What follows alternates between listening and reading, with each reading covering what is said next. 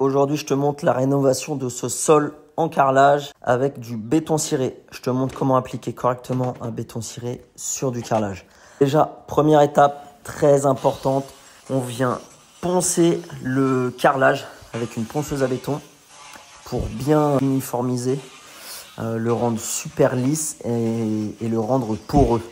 Ça va permettre de le rendre très poreux et de l'uniformiser, que le sol soit vraiment lisse et rattraper tous les défauts de niveau si jamais le carreleur avait mal posé le carrelage. Donc on le ponce en totalité. On peut aussi le faire avec des monobrosses exprès pour poncer les sols comme ça. Mais je t'avoue que juste avec une petite ponceuse comme ça suffit largement. J'ai mis à peine 1 heure à poncer le sol de ce salon de 30 mètres carrés. Donc ça suffit largement. Ensuite, on met un bon coup d'aspirateur. On aspire bien la poussière un peu partout. Une fois que c'est fait, on vient appliquer un primaire. Ça, c'est très important. On vient appliquer un primaire spécial pour le béton ciré. Donc moi, je prends le Resipac de chez Bill International. C'est le primaire qui est conseillé pour ce béton ciré-là sur les sols en carrelage. Ce qui aurait été mieux, ça aurait été de mettre un primaire et de faire un ragréage avant de mettre le béton ciré. Sauf que pour un souci d'économie, le client il voulait pas qu'on le fasse. Donc on a appliqué le béton ciré directement dessus. Mais c'est pas bien grave vu que le sol est quand même bien lisse vu qu'on l'a poncé. Donc là, je viens de terminer d'appliquer le primaire. On le laisse sécher 24 heures et une fois que c'est sec, on vient appliquer la première couche de béton ciré avec la trame. Ça c'est très important. Quand tu appliques un béton ciré sur du carrelage, il faut obligatoirement poser une trame. C'est comme les trames pour les ravalements. Et là, on la met sur le sol. Ça évitera que le sol fissure dans le temps. Par contre, je ne l'ai pas précisé, mais si les carreaux de carrelage sonnent creux, il est conseillé fortement de les enlever. Donc, on pose le béton ciré sur du carrelage seulement si ça sonne pas creux et que le carrelage est vraiment bien posé. Sinon, c'est sûr que dans le temps, ça va refissurer même avec la trame. Donc là, on applique la première couche de béton ciré, on pose la trame, on remet du béton ciré par-dessus, on l'applique dans toute la pièce. Une fois que le béton ciré a légèrement séché, à peu près au bout d'1 heure, moi j'aime bien c'est un coup d'éponge humide pour enlever toutes les arêtes et tous les gros défauts. Ça évite que le lendemain, il y ait beaucoup trop de défauts à poncer à la ponceuse et que ça soit trop galère à poncer. Sur la première couche, c'est pas très grave si on mouille le béton et que ça laisse des traces blanches.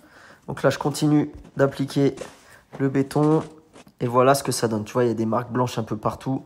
C'est les coups d'éponge que j'ai mis. Donc là, ensuite, une fois que c'est sec le lendemain, on vient quand même mettre un petit coup de ponçage. Là, je ponce au grain 80 avec la Mirka d'Eros. C'est vraiment juste un petit coup pour égrener un petit peu. Et ensuite, une fois que c'est fait, on revient remettre encore un coup d'aspirateur. On aspire tout correctement. Il faut vraiment très bien aspirer. Et ensuite, on va venir appliquer la première couche de béton ciré sur la trame. Là, c'est la vraie première couche. L'autre couche, c'était la couche technique pour pas que ça fissure, tout ça. Maintenant, on vient appliquer la vraie première couche avec la bonne couleur de pigment. Là, on pèse les pigments. C'est au gramme près pour être sûr d'avoir la bonne teinte.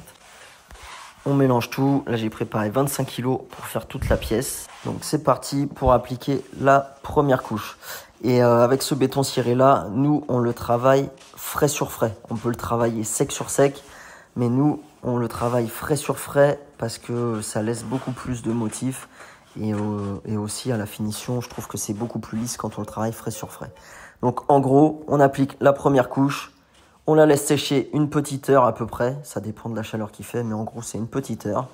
Et ensuite, on vient marcher délicatement dessus en plaçant de polystyrène extrudé comme ça, qu'on vient poser sur le sol pour éviter de l'abîmer avec les chaussures, tout ça, même s'il est sec, il n'est pas sec à cœur.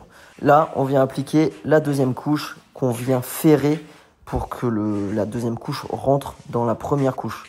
C'est ce qu'on appelle l'appliquer frais sur frais. Et ça permettra qu'il y ait pas mal de motifs et que ça soit vraiment très lisse. Très important, on essaye de ne pas faire que des mouvements arrondis pour éviter qu'il y ait que des arrondis. Moi, je trouve ça pas très joli. Sinon, c'est dommage, ça ressemble un peu à un ragréage s'il y a que des formes arrondies. Donc voilà ce que ça donne. Le lendemain, on revient remettre un coup de ponceuse, toujours grain 80. Et là, il faut vraiment bien insister. Plus on insiste en gros et plus ça fait apparaître des effets. Donc si tu veux pas qu'il y ait trop d'effets, faut éviter de trop insister. Ensuite, on vient encore une fois remettre un bon coup d'aspirateur pour bien enlever toute la poussière. Une fois que c'est fait, on vient appliquer le vernis. Là, je prends le Polytane N120. C'est un vernis qui sent vraiment très très fort, vernis bicomposant. Et pour l'appliquer, il faut vraiment mettre un masque parce que sinon, tu as vite fait d'avoir mal à la tête. Donc, on applique une couche. Le lendemain, pas montré, mais on est revenu. On a remis un petit coup de ponçage à la main et on a réappliqué une deuxième couche. Et là, je ne sais pas si tu vois, mais déjà, ça fait une teinte un petit peu plus foncée avec le vernis. Le vernis, il te fonce un petit peu plus le béton. Donc voilà, ça c'était avant. Et ça, c'est maintenant. Je ne l'ai pas montré, mais on a aussi fait l'escalier. Et voilà ce que ça donne. Et en fonction de la lumière, tu as un petit peu des effets qui apparaissent. N'hésite pas à me dire ce que tu en penses en commentaire, à partager, à t'abonner et à liker. Et on se retrouve dans une prochaine vidéo. Allez, ciao!